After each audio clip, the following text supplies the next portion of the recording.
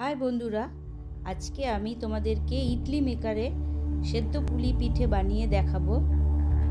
জল দিয়ে গ্যাসটাকে জ্বালিয়ে নিয়ে তারপরে বানিয়ে রাখা পুলিগুলোকে একে একে সুন্দরভাবে সাজিয়ে নিয়ে ঢেকে দিয়ে মিনিট 15 থেকে 20 স্টিমে রেখে সুন্দরভাবে তোমরা বানিয়ে ফেলতে পারো। সেদ্ধ পুলি পিঠে খুব সহজভাবেই হয়ে যায়, কোনো ঝামেলা ছাড়া।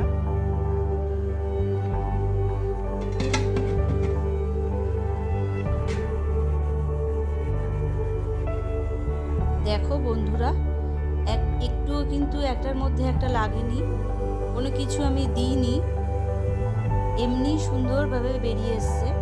দেখো নরম, খুব সুন্দর হয়েছে পিঠেগুলো।